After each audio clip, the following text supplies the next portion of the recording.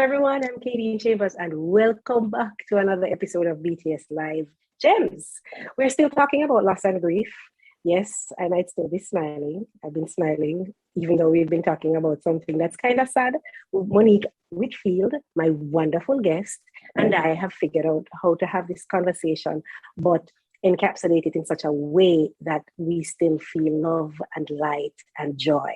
And that's one of the key things I really hope that our viewers take away from this series, that loss and grief doesn't have to be entirely about being sad and bereft and feeling empty and not being able to and devoid of lightness. You know, the truth is there is still love and happiness and light and joy that is available, especially when we do the work of grieving, or we, practice different forms of self-awareness or different strategies and techniques to cope and to heal as we stay in love with the loved ones even after they have transitioned. And I say that because one of our guests, Jodie Allen, highlighted that she still feels like she's at square one, even though her mom transitioned 12 years ago.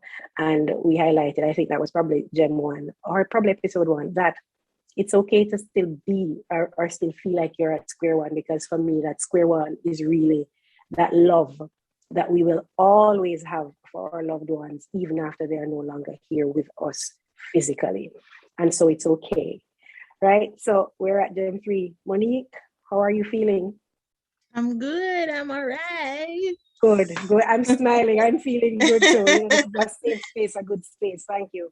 So this last question for us for this month is, I'm curious, because I know for me what this is, but what is it for you? Is there anything that you would tell persons to do or to not do if they are trying to support somebody who is dealing with a loss and grieving?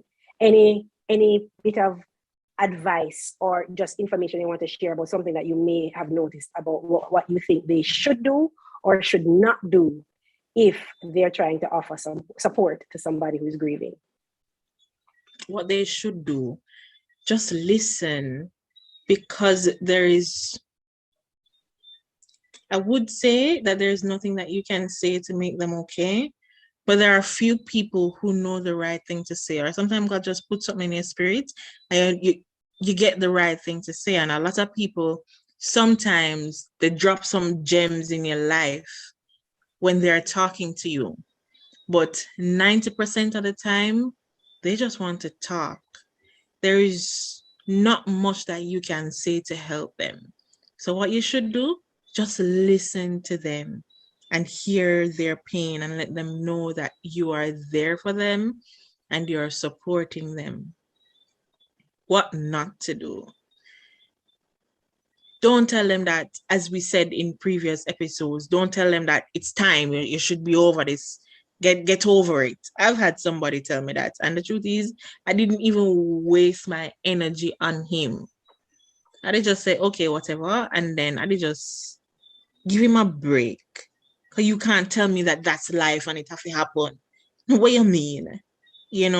So don't say that to people. And I think if you're close enough to the individual who is grieving, you must know the different points in their lives when they're at their lowest. And so, like for me, Christmas is that time when I can't talk about mommy freely and not cry. Just yesterday, I had to say to Maxine, we can't talk about this right now. I've never said to Maxine that I can't talk about it. And she wasn't even talking about my mom. She was talking about death in general. And I was saying, can't have that conversation here because I'm so close to tears because it's coming to that time. And my sister, who I say is feeling that comforting part of me, who was here last year, she's not here this year. And so I am basically just alone. And the tears want to come but I'm really holding them back. But what I'm saying is that now is not the time for anybody to say, you remember when your mother used to do this or something? You're going to break me down. What I'm saying, the gem, is that know your friends, know your family, whomever is going through this grieving process, know the individual so you know what to say at what time. Well said, Monique. Thank you so much for that. And when you highlight that there are specific times or time periods that may prove more difficult than others, that's so true. For some people, it's around the birthday of the loved one who is no longer with us. Sometimes for some people, it might be the anniversary of when the person transitioned. For some people, it is anniversaries, like if they were married and, time period, Easter, Christmas, things like that. And so I know that probably many persons don't think about things like that. But so it's very good that you've shared that with us to give us something else to zero in on as a specific way to offer meaningful support. And the truth is, viewers, if you're not sure, it's okay to ask. Ask so that you can give the most impactful kind of support that the person needs.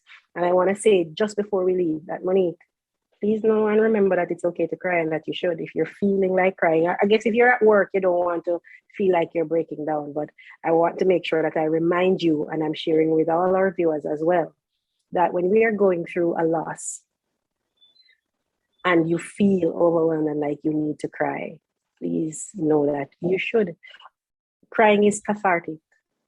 It allows us to release pent up emotions, and the chemicals that are released when we cry offers us physiological release. And this is why after we cry, we typically feel lighter.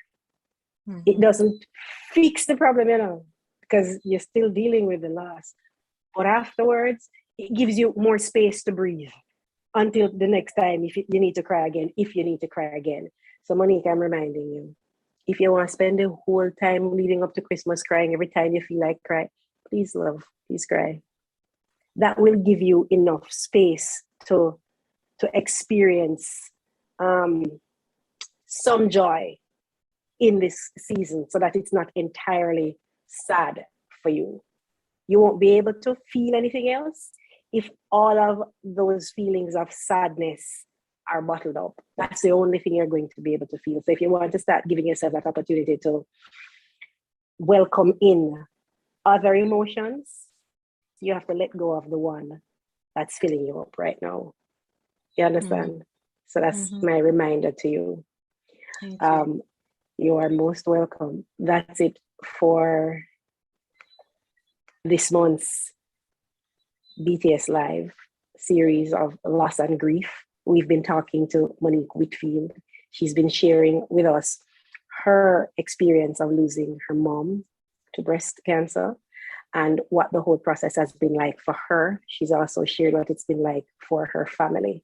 And we are grateful for the insight that she has shared, because what I've said before and what I'll keep saying as this series unfolds with our other guests is that you will see clearly that each of us, because yes, I've lost my mother recently, each of us are experiencing this loss and dealing with the loss in different ways. While there are key similarities that may come out, you will see that we all have different strategies. And my hope for you is that each episode that you watch, each gem that you watch will give you insight into a strategy or a technique that you can use to help you better cope, or can actually help you better understand particular emotions or experiences that you may be having, so that you know that you're also not alone. There is a community out there. So I'm Katie Chambers.